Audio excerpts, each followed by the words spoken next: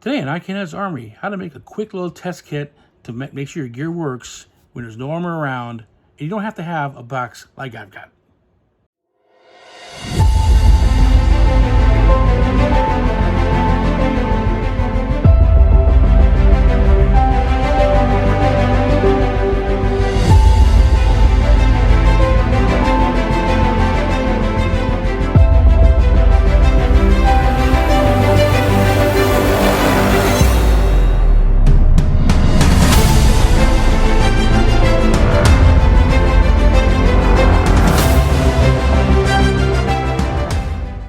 Okay, so if you're doing fencing and you're wanting to test your gear before a tournament, which is a very good idea, test it before you get there so you have time to fix it.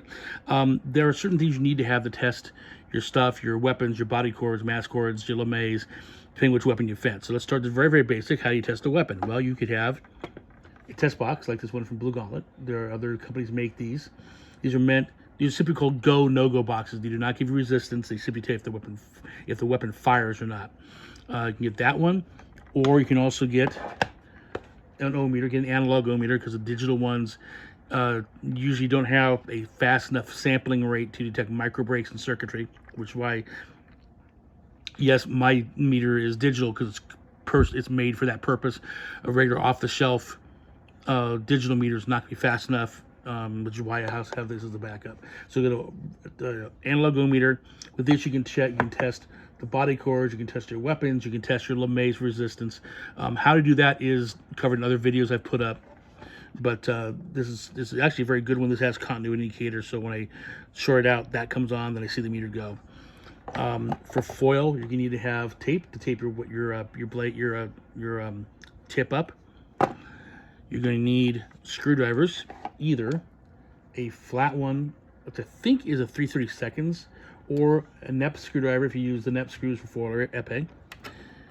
You're going to need a weight, either if you do foil, get a foil weight, which is 500 grams plus or minus 2, or get the combo weight, so you have epee, which is 750 plus or minus 3. And note that my weight is 514 and 763, so it's way over what limit. Passes me, it'll pass any weight in the strip. And then you have, last certainly not least, you have a gauge for epee.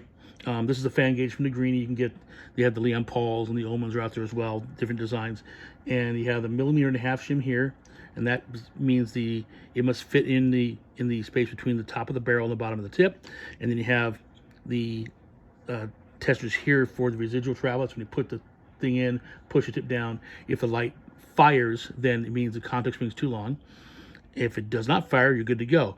If you do that, do not go in, crunch, and grind it around. You will grind the thing down and screw up the spacing. It's put it in. I usually put it at 0.45 instead of 0.5 millimeters. Push down, lift up, turn, push down again. That's how the referees do it, so they don't damage their shims on the strip. So this is the bare minimum you need to test all your stuff before going to a tournament. Make sure your gear works. As always, happy armoring.